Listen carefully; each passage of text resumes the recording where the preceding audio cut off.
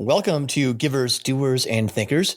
Today we talk to journalist Teddy Schleifer about how American billionaires are practicing their philanthropy and why it matters. Let's go. Givers, Doers, and Thinkers introduces listeners to the fascinating people and important ideas at the heart of American civil society. We speak with philanthropists, nonprofit leaders, social entrepreneurs, historians, journalists, and anyone else who will help us understand contemporary civil society's achievements and failures. We also sprinkle in practical advice for nonprofit leaders and fundraisers. My name is Jeremy Beer, and thanks for joining us. All right. Thank you for joining us for another episode of Givers, Doers, and Thinkers. We are recording on May 25th, 2022, with the unofficial beginning of summer just a couple of days away, Memorial Day weekend. And I'm very pleased to have as our guest today, journalist Teddy Schleifer, a founding partner at Puck, a new online publication that covers the intersection of the very rich with philanthropy. We'll let Teddy tell us more about what Puck is here in a moment. Teddy grew up in Dover, Delaware, where my understanding is very few of the very rich live, and is a graduate of Princeton University, where many more of the very rich go to school, or at least send their children to school. From there, he ultimately went on to CNN and then to Recode, where he created a brand new beat centered on Silicon Valley wealth, covering the big donors that power not just do-gooder nonprofits, but also super PACs. Teddy helped found Puck in 2021, and in his current role, and from his home in San Francisco, he continues to cover the giving of Silicon Valley billionaires, diving into topics like campaign finance, big philanthropy, and tax avoidance. Teddy Schleifer, welcome. Beautiful. Thank you so much. That was a great intro. You're definitely correct. Not many billionaires in Dover, Delaware. That was my understanding. The couple of times I've been in Dover, there's a race. There's a really good race that happens there every year, right? There is. It's 5 minutes from my house. I mean, it's funny because Delaware is, America's Switzerland, right? And is a state that, in a lot of ways, caters to like the corporate elite. But they don't live there.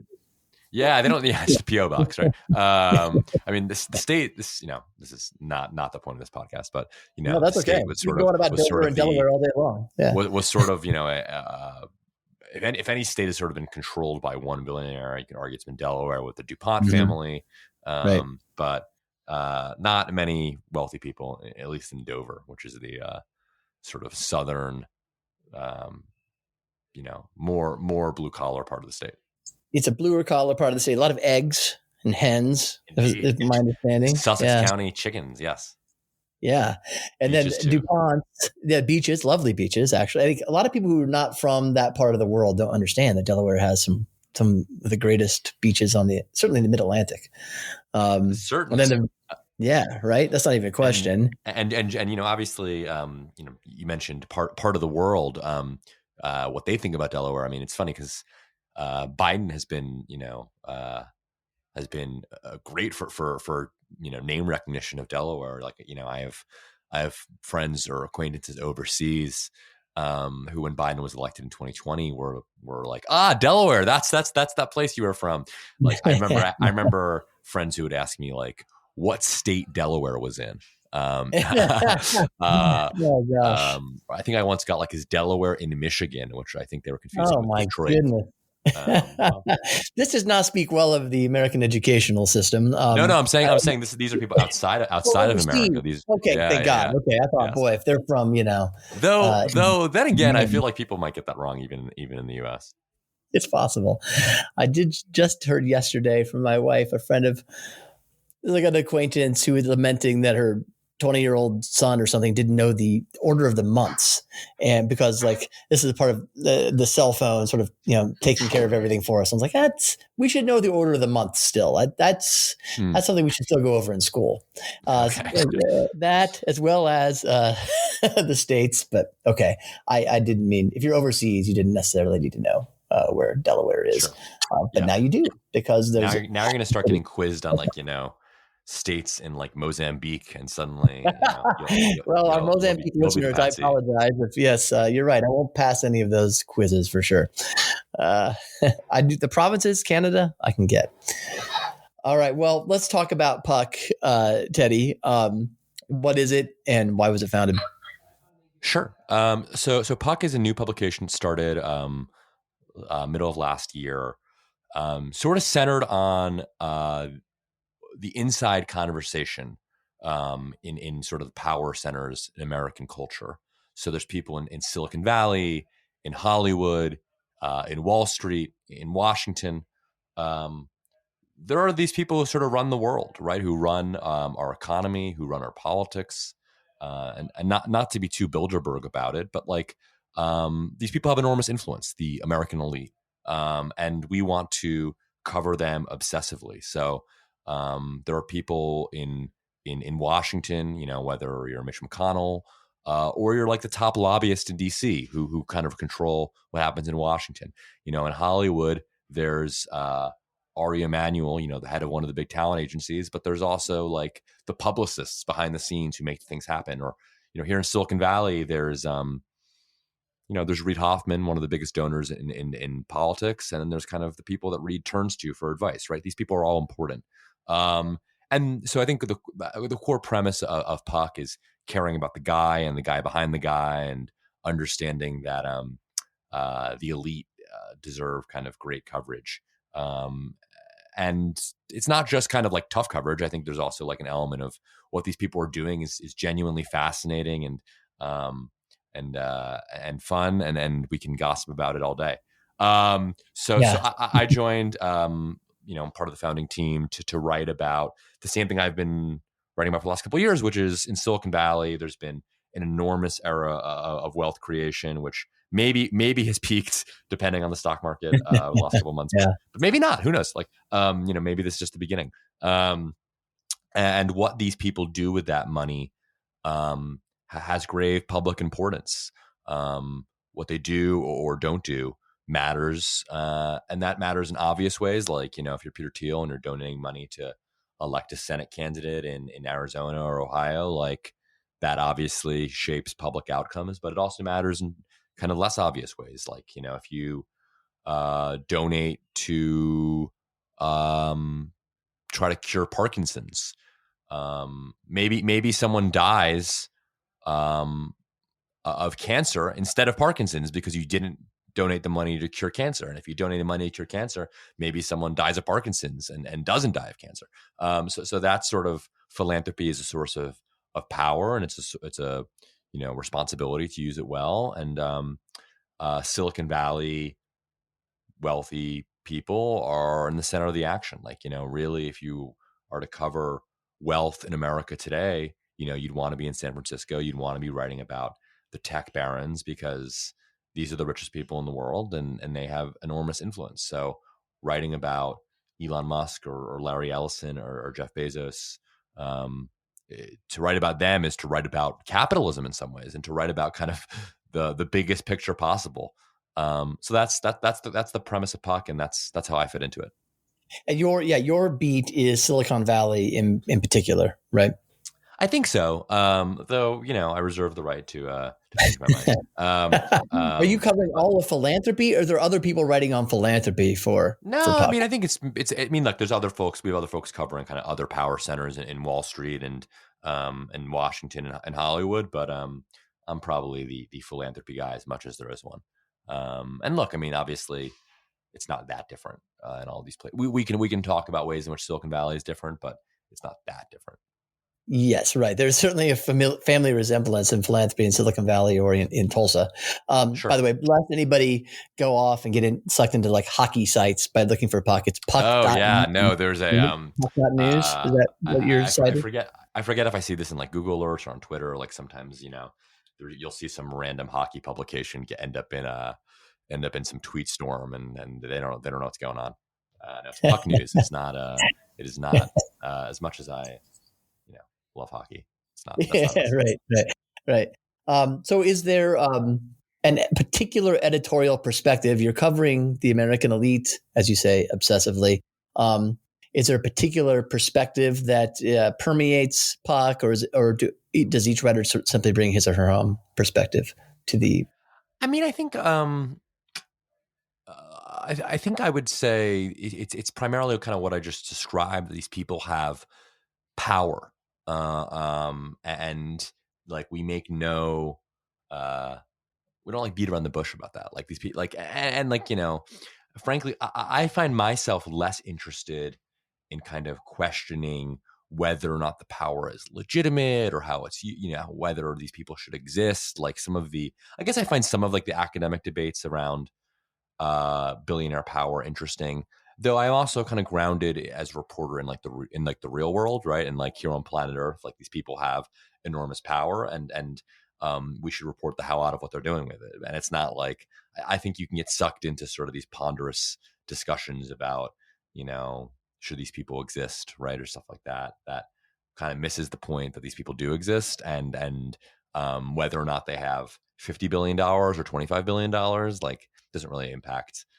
the fact that these people should be covered, and that we're not getting rid of them anytime soon. So I think like one of the core editorial beliefs is about these people matter, and I think it's also these people are much more interconnected in a way than that may have been true before I was born. That it's not as if there's like the Silicon Valley people and the Washington people and the Hollywood people, and they all sort of live in their little 10 by 10 mile playgrounds, that they're all intersecting with one another and lobbying one another and fundraising from one another and fighting one another. And that's to really understand and cover the world as it actually is to acknowledge that, and to not silo these people, because like they're kind of our culture revolves around these people, and that gives them kind of greater wings than they would if they were just kind of industry people, right? They're not industry people. They're kind of our cultural icons and our heroes and our villains. So that's the other kind of big, I think, editorial idea. Is there, you've been covering Silicon Valley wealth, ultra wealth, you might say, for some years now. What has surprised you since you got on this beat? Is there a particular finding, or insight that, like, I didn't expect this to be the case when I started doing this kind of reporting? To some extent, I'm surprised by how like little people actually do, and I know this sort of contradicts what I just said, but like there is an element, I think, like a meta criticism of my own coverage might be that like there is an element of these people not necessarily being as interesting as you might think, at least as a sum. Look, I mean, like lots of wealthy people, what their kind of journey through philanthropy might be, or politics might be, is just one of risk aversion. Honestly, Yeah. it's okay, sure, they signed the Giving Pledge because they Yeah. respect Warren Buffett, and Warren Buffett asked them to, and then they go on with their life, and they make kind of small charitable contributions here and there, a couple $1,000,000 a year. Maybe they set up a foundation or a DAF because their tax consultant told them to. Like they go to an occasional political fundraiser when someone asks them to, or because they want to meet Cory Booker or whatever. And then they like don't really do anything until they die, and they give $50 million to Stanford and set up some endowed chair, in the philosophy department. Right. And like they're not really as much mockers, at least in their lifetimes, as reporters might hope them to be, because it's a juicier story, right? And like to some extent, I'm surprised by like the caution, honestly. I think it's a great insight. Yeah, the risk aversion, because I've often thought that myself. Just to interject, on philanthropists whom we might expect are insulated from having to care about much risk, either reputational or financial, but that doesn't seem to actually be the case in real life. Yeah, I mean, yeah. You tell me what does it look like from your perspective? Well, I that's exactly. Sorry, I kind of cut you off there, but no. But that's exactly how it looks like from my perspective. So I'm really interested that you said that. That I've always been surprised at the risk aversion of the very wealthy, because you've reached the point, right, where you can do you, as they say, you have FU money, right? But very few people end up saying FU. Now, does that speak more to who is the type of person who gets to that point? Or does it speak more to the actual, that there's more social pressure and frankly, kind of a social control over how philanthropists spend their money than maybe we give ourselves credit for having, in a way, if that makes sense? Yeah. Yes. I mean, to some extent, right. Their lack of control, is maybe a good thing, right? If you believe that. Sure. Yeah. I'm not saying it's a bad thing, but it may be there more than you think. Yeah. Right. Like if you're concerned about these people having too much power, the reality they're not doing as much as you think is honestly reassuring, right? Right. But yeah, look, I mean, the people who do a lot are interesting, right? The Eric Schmidts of the world, the Peter Thiels of the world, the Charles Kochs of the world, like, right. But the average gazillionaire, like if you look at the Forbes 400 lists, Jeremy, like it's always amazing how few of these people you've even heard of. It's like yeah, that's true. Here's some like petrochemical CEO from like 30 years ago, who made a bunch of money and is worth $5 million, and you've never heard of this person. To some extent, that's because they don't want to be, names. To some extent, it might just be because they aren't necessarily doing anything interesting. And they're not really covering something up. They're just not actually doing anything interesting. That's okay. But yeah. that's been surprising to me. That's a really good answer. And yeah, and I think your point, they're not as intellectually interesting anyway as you might think. All right. Talk about a little bit about, you cover sort of, I would say, both two sides of giving. There's the as we put it, like the kind of the more do-gooder nonprofit, very uncontroversial 501c3 kind of giving. And then there's, which is all great. I'm not in any way denigrating it, obviously. And then there's the more political giving, whether that's to campaigns or, as is obviously much more likely with people like this, super PACs, and things of that nature. Talk about that intersection and what you see when you cover political giving in your particular part of the beat. Sure. Well, I'm not so sure it's that easy to distinguish between those two things. I mean, sometimes it is, but sometimes it isn't. I mean, it's been interesting. I used to cover the kind of the Koch world and kind of the center right or kind of hard right parts of the Republican Party, and like I can tell you that like people who are donating money to conservative nonprofits that are 501c4s or even to campaigns that and you're a conservative mega donor and you think that these groups will lift people out of poverty and expand school choice and a whole host of kind of conservative dreams, like you might think that's philanthropy.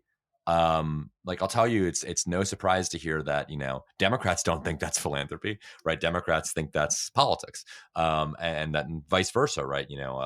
Conservatives look at, lefty, do-gooder stuff that, happens to register voters in, historically black neighborhoods in Pennsylvania, Wisconsin, and Michigan. And like conservatives don't think that's philanthropy, like, but liberals do, right? I mean, so to some extent, what is kind of the political side of the beat and the philanthropic side of the beat, like sort of depends on your perspective, your own politics. But like taking that aside, I mean the political side has been transformed. I mean, obviously over the last decade, post Citizens United, the power of ultra wealthy people to elect a friend or ideological compatriot.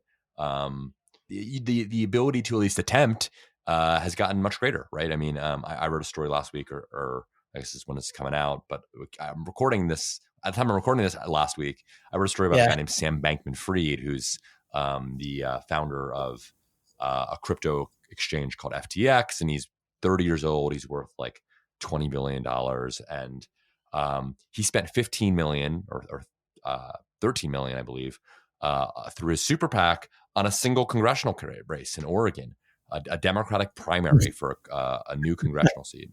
An extraordinary amount of money for a race like that. And the guy got like, 1,800 votes or something like that. Not 18,000 votes. It was like he got whooped. And it's a good example of just how money doesn't always translate to victories, but like the amount of money that people can spend on just like a random congressional race is, certainly not what the framers intended.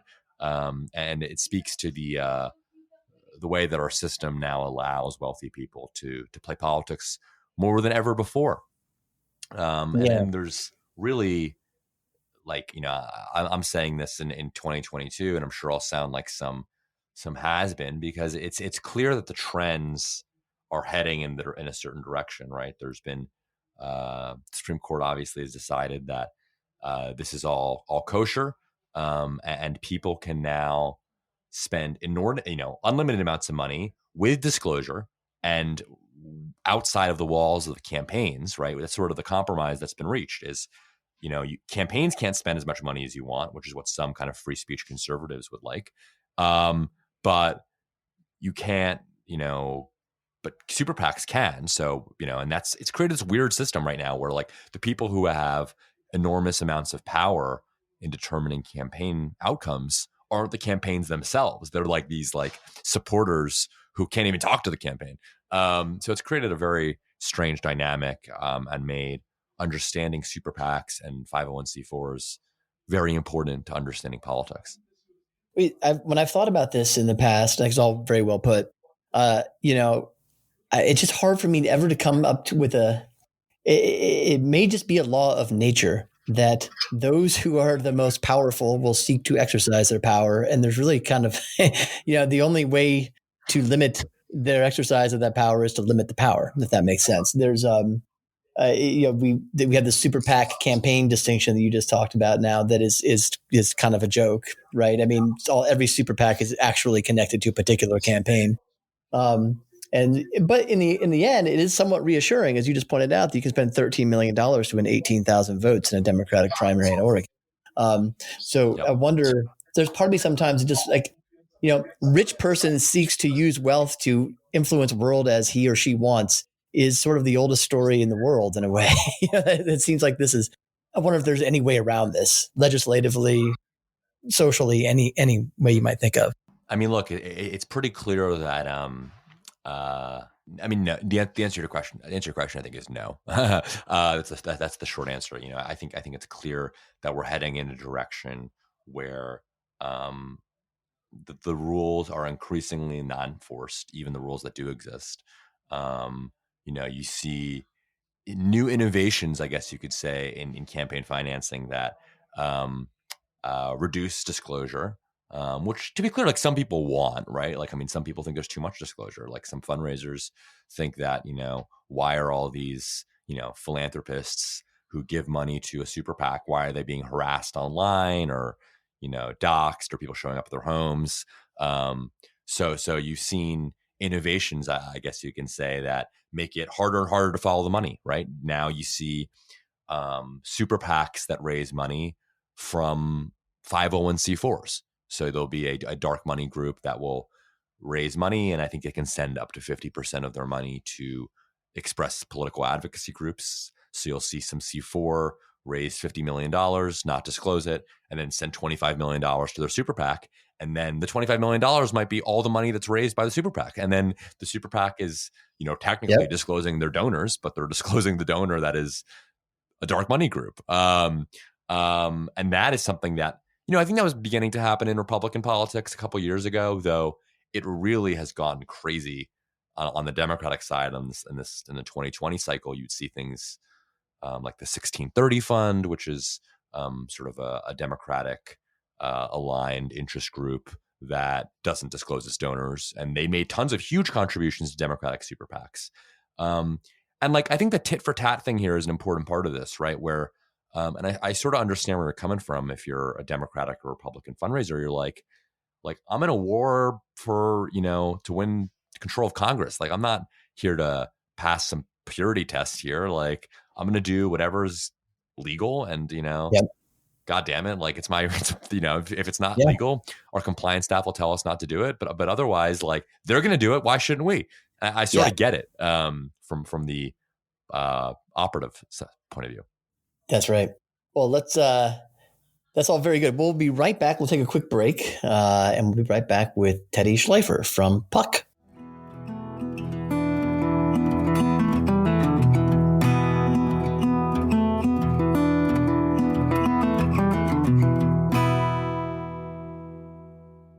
Happy to be here for this first, at least episode that we're recording of the Givers, Doers, and Thinkers Reader's Guide, and we're going to discuss a book with my colleague Kieran Raval, our Chief Solutions Officer here at American Philanthropic. How you doing, Kieran? I'm great. How are you, Jeremy?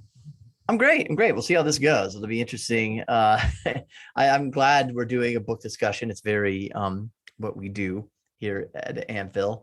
And you've picked a very interesting book that got a lot of play when it came out.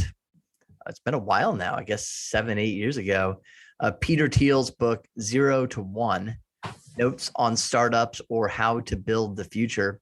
Just a little bit of background. Peter Thiel is the PayPal founder? Yeah, one of the co-founders of PayPal. First outside investment in Facebook. Yeah. So he's done pretty well. There's some other things that he's been involved in, to say the least. And he's been involved in some interesting ideas, as one adjective to put it, like seasteading and things like that. But this book has nothing to do with that stuff, right? This is a business book. Tell us what the argument is that Thiel makes in this book. Yeah, so it's really captured by the title, 0 to 1, right? So it's a book about entrepreneurship, and it comes out of a course he taught, I guess. And the argument is that the next great business that is built and the next great idea that improves our lives and improves our society is not going to come by copying something that already exists or improving incrementally on something that exists. So even just from the back cover, it says the next Bill Gates will not build an operating system. That's actually a great encapsulation of Thiel's argument. So it's about innovative thinking that's really optimistic around how can we build a better future, and specifically how can startups do that, not in some weird dystopian sense, I don't think, but in actually making the world a better place. Yeah. There's certainly, I think the background of this is that Thiel thinks, if I have this correctly, that we have, against all the rhetoric that we might hear, we've become a much less innovative nation and innovative people. Is that correct? Yes. Yeah. And then what's the argument about, isn't there an argument about monopoly? How the goal should be to monopolize a particular sector? Is that correct? There is. One of his big arguments in the book is that monopoly is good, and competition, it kills profits and ultimately kills business, right? So do you want to be Google, where you own Google Chrome, I think, controls 60 or 70 or 80% of web browsing traffic. That's a monopoly, right? Do you want to be Google in that sense? Or, I don't know, do you want to be Coca-Cola, who's competing ruthlessly with Pepsi every day? Yeah, which is an interesting idea for someone I don't think this is coming from the perspective of a business owner, not from the perspective of a government regulator, right? I assume, or just from a citizen. So tell me what you found most interesting about the book, unique, key takeaways for you. Yeah. I think a couple of things. One is I really enjoy applying Thiel's thinking both to business and to the nonprofit sector. I think there's learnings for both, but a couple of key takeaways in addition to some of the ones we just talked about are one, he has this line that he starts his interviews with, what important truth do very few people agree with you on? Or he flips that around and says, what valuable company is no one building? And that's kind of the starting point of him getting you to think innovatively around going from 0 to 1, not from sort of 1 to 1.1 or 1.2, right? Okay. So that's an interesting question that I come back to in my own work a lot. Another key takeaway for me is he says at one point, you are not a lottery ticket. So you have agency. And this is his kind of positive, optimistic vision around hey, think for yourself. Don't follow the herd, because you're not going to actually find success or solve problems by doing what everyone else is doing or by building incrementally on what everyone else is doing. So you're not sort of subject of chance or fate. You actually have agency. You can think for yourself. That's a very empowering message that I think business owners and nonprofit leaders can take away. And the last thing I'd say is he goes through kind of a series of equations on the front end, a couple which I'll pull out, is like, the way he sets this up is this is in juxtaposition to the thinking that comes out of the '08 crash. So his kind of pushback on that conventional wisdom is, he says, like, number one, like taking risk is good. Being bold is good, right? There was a kind of conservatism that came out of the '08 crash. Two, he says, having a bad plan is better than no plan, right? So don't let the perfect be the enemy of the good. And then third is he says that sales and product both matter, right? So I think there was a thinking that really doubled down on product, right? And he says actually sales matters as well. I'd apply that, especially in the nonprofit space, to say programs and fundraising matter together. If you think about, in that sense, sales and product as being analogous to fundraising and programs, and we see this in our work, the more the two teams work together, typically you end up with better programs and better fundraising results. Right. That's great. And I like the question, what valuable company is no one building now? If I were a nonprofit leader or a philanthropist or philanthropic officer, that's a great question to ask. Like, what valuable nonprofit is no one building now? And maybe even within your nonprofit, what valuable initiative is no one building right now, right? But what valuable program just doesn't seem to be available? I think that's a pretty dang good question to start off some good innovative thinking with. It is, and I think there's another flavor of that question too, which is like, is this project organized the right way? I think my hypothesis is that there are a lot of nonprofits out there that actually could be for-profits, could be better organized or better, more effective in what they're trying to achieve by building a business out of it. And actually, I think the flip side is true too. There's actually, I think, an increasingly number of sort of socially aligned or socially conscious businesses that you read the pitch and you're sort of like, man, this sounds like it might be better as a nonprofit. You might actually be more successful, raising philanthropic funds to achieve your end here too. Yeah, it's great. And you can do both. As we know, there are innovative ways a nonprofit can own a business. A nonprofit can simply do business and build a revenue stream from selling things, products and services. That's totally fine.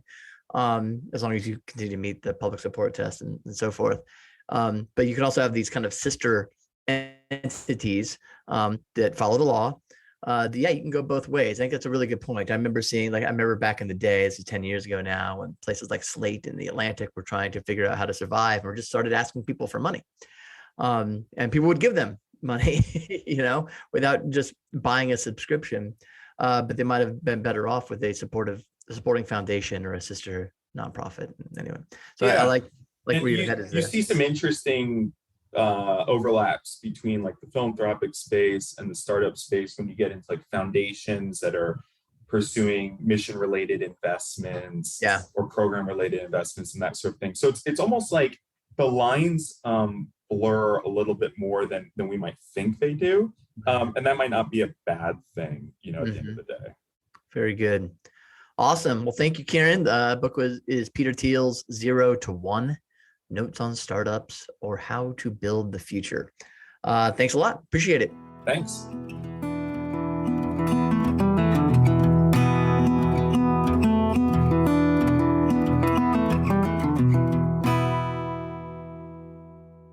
All right, we are back with journalist Teddy Schleifer, founding partner at Puck, which you can find online at, I think it's puck.news, right, Teddy? That's right. Okay, great. Make sure I'm sending people to the right place. And you can also follow Teddy on Twitter at Teddy Schleifer. That's SCHLEIFER. And you can follow him there. Are you active on Twitter? I'm assuming you are. I'm extraordinarily active on Twitter. You have to be. You're a journalist, right? I am not extremely active, if anybody In fact, I don't think I even have an account anymore. Really? But How's anyway, that possible? yeah, Do you not?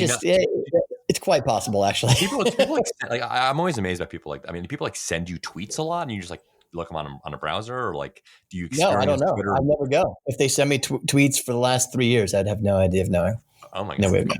Yeah. So sorry out there if you've sent me a tweet. I apologize. Also, if you've friended me on Facebook, I haven't seen that either. And if you've done anything on Instagram, I haven't seen that. But you can find me on LinkedIn. I'll respond. That's the one concession, Teddy, that I make to social media in my life. And you know what? Life is much better for it, at least from my perspective. But I'm glad that there are others who can put up with all that. All right, let's talk about some specific people. I'll just ask you a few questions here. We talked a lot of like high level issues. Who's the most interesting giver you've covered so far? I find myself interested in sort of in the younger generation, people who are challenging sort of the conventional wisdom in philanthropy. So a couple of people come to mind. One is Patrick Collison, who is the founder of Stripe. The payments platform is worth some gazillions of dollars. Patrick, who I've gotten to know a little bit, is 35, maybe. He's Irish American. He's got a very blonde, fair skinned guy with a charming Irish accent. And Patrick has been spending a lot of his time philanthropically thinking about science funding and ways in which kind of the scientific funding establishment is broken. And he's been talking about that and as funding new institutions that are, I guess, to overgeneralize here, like meant to kind of fund individual scientists on individual projects and less on like funding like a research institution. department. Yeah.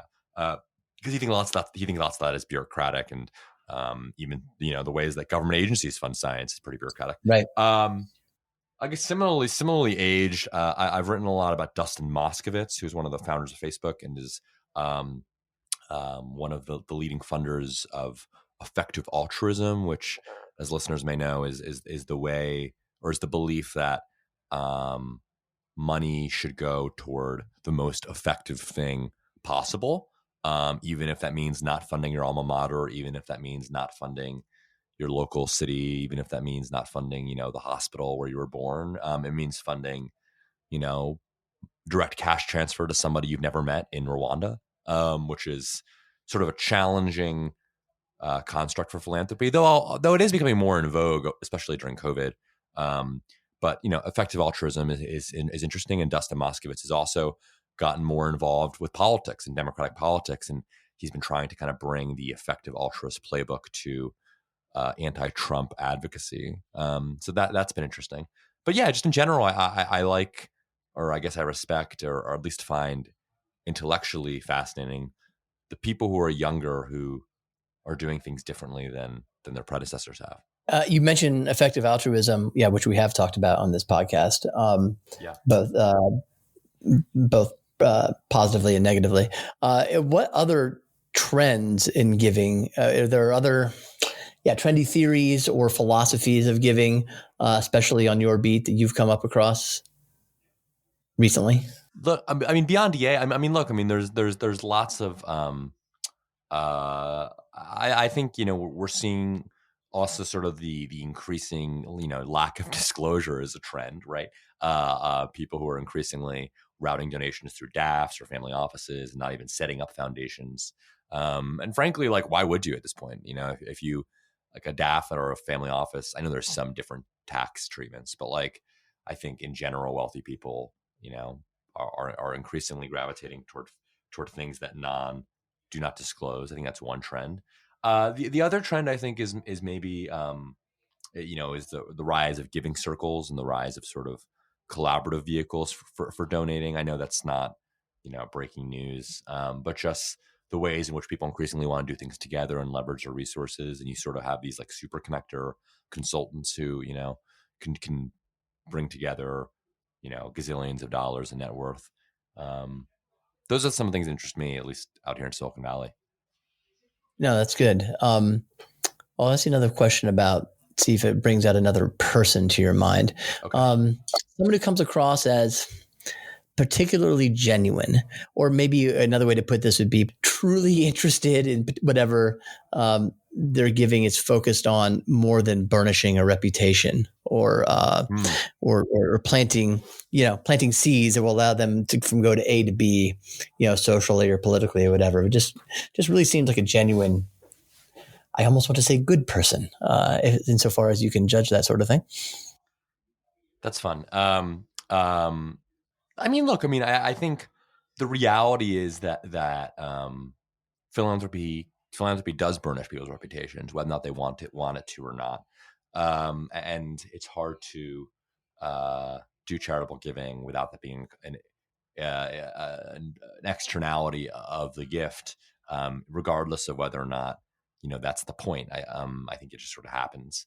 I think some of the philanthropy backlash to Bill Gates is overstated. I think that Gates is, I'd rather have Gates in the world than not. I think during COVID, it showed, that not every billionaire is a policy failure, as liberals like to say.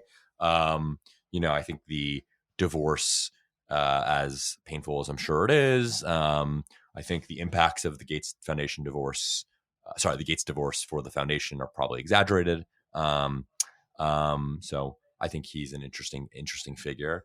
I think Michael Bloomberg, clearly has marshaled a lot of his net worth into making the world reflect his values on things like climate, on things like education. You can disagree with him all you want, but he is actively moving money. So those are both conventional answers, but I think they're both interesting people. Can I flip that on you? Who do you think is doing? Teddy, I'm interviewing you. I don't know.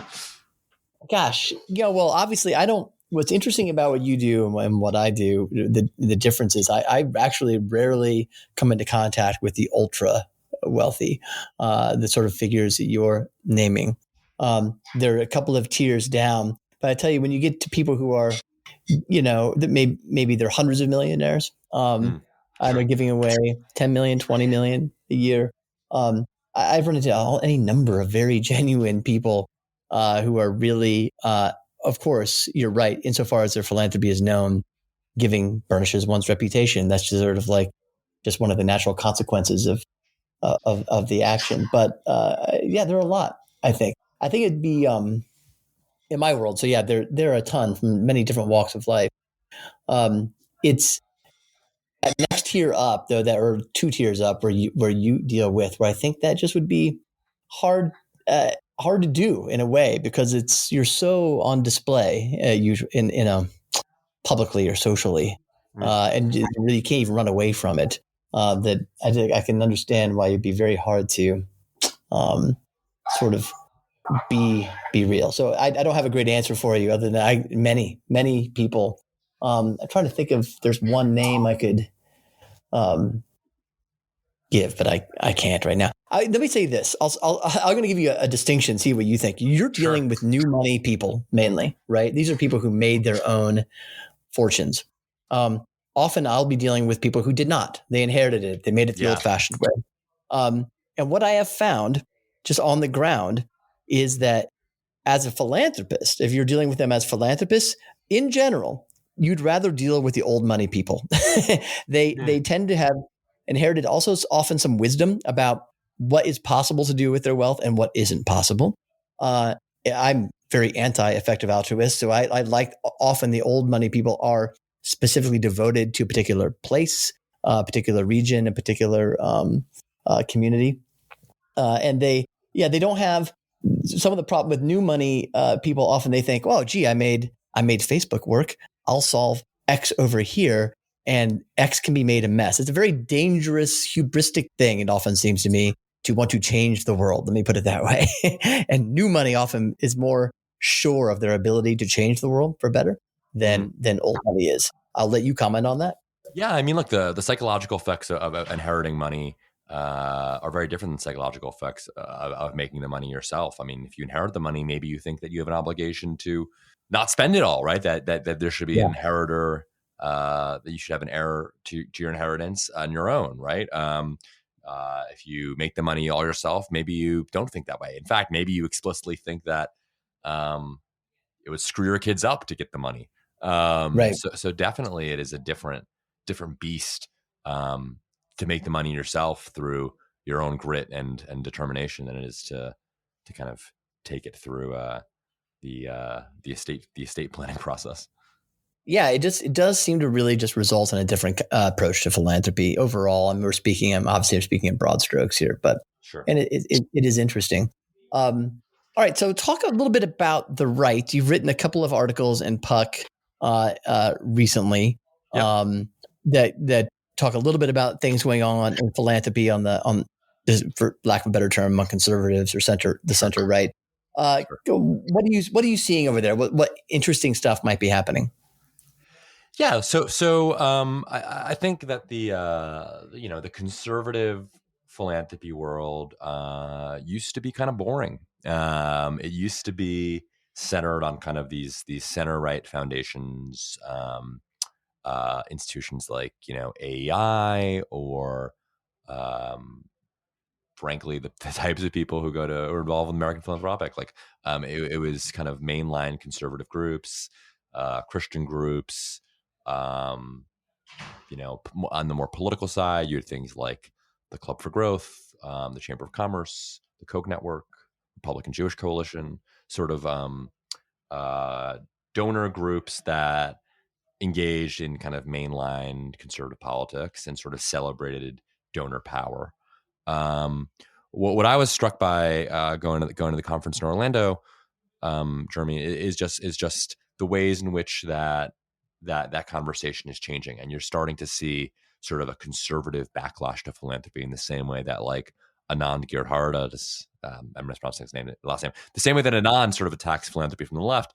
There are people attacking philanthropy from the right, and it's made some strange bedfellows where people like J.D. Vance, the Ohio Senate Republican nominee, is talking about we need to tax the Harvard endowment, right? Stuff like that, sort of going after kind of the sacred cows in philanthropy, which is tax exempt institutions. So I think that's been interesting. I mean, maybe I'm coming to the scene too recently, and I've talked with some people who say actually conservatives were against concentrated wealth and concentrated philanthropy 50 years ago, and I plead my ignorance there. But at least in modern history, at least in recent history, this is new. So it's been an interesting dynamic. Yeah, there's a bit of a shift. The populist wave moment has penetrated sort of center right, sort of thinking about philanthropy to some extent, certainly not entirely as well. I think that's a really good point. And then you recently wrote, this just came out the other day. You're talking about what you were characterizing as, I might push back on you on this a little bit, but it'd be a good conversation. Sure. Alert rightward among tech moguls recently. Elon Musk only one of them. Can you talk a little bit about that? Sure. I'm not going to say that like Silicon Valley is a conservative place, but I do think that some of the liberal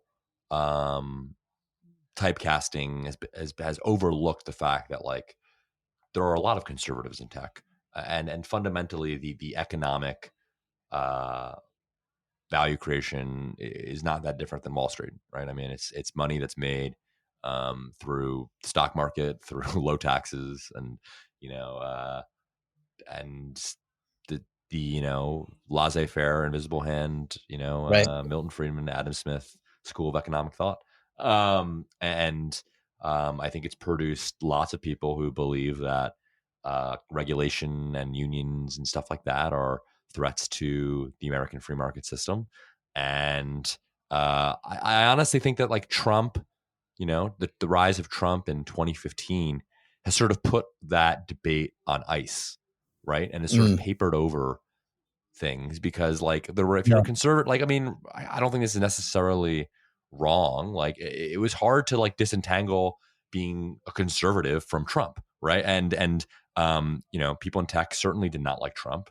It wasn't even really for his economic policies. It was like, things like immigration, climate, frankly, just like his authoritarian The style. tendencies across the board, his style, the tweets, everything. Right. So it was like, if you were a Republican or if you had center right beliefs and you were in the tech industry, like you couldn't really, speak about those things without fairly or unfairly, like, you'd have to really be like, well, I like Paul Ryan, but like not Trump. And like, Paul Ryan clearly is not where the party is headed, right? The party is headed toward the Trumpian direction. And like, and now that Trump is out of office, I think you're beginning to see Republicans or conservatives be more outspoken about their beliefs. Like, I think Bezos is a great example. Like, Bezos is, someone who's been described by associates for a long time as sort of like libertarian, center right. He's spoken publicly, or it's been reported publicly that, he headquartered Amazon in Washington State explicitly to like avoid state capital gains. I think state capital gains tax or state income taxes, low taxes in Washington State. And he's CEO of Amazon, so he couldn't really say anything publicly. But like now that he's not CEO of Amazon, he's sort of just like popping off on random conservative things, going after Biden in these kind of caustic ways, talking about inflation, which is obviously like a legit issue, but he cares a lot about, expressing his conservative politics in a way that I do not think he could have 2 years ago. Yeah, that's a good point. And there's also people like Elon Musk, obviously, who's now is a loud and proud Republican. I'm sure like that's like 40% just kind of BS because of whatever else he's dealing with Twitter or the media, or is this actually a legitimate political evolution? I don't know, but Elon and Bezos, I think, speak to the fact that Silicon Valley's maybe never really been as liberal as people claim it to be. I do think I have no perspective on that claim. That may be true. I think your claim about sort of the receding of Trump from public life makes it possible for these sorts of people to sort of themselves speak in a more right-leaning way. That's a really insightful point. But I think there's also, what would you say if I said this? There is also something to potential, it's not just the right that has gotten more rightish in a way in the last few years, but the left has become more leftish. And this is the point of Elon's famous meme which I did see. Someone sent that to me, Teddy, even though I'm not on Twitter. That's a good example.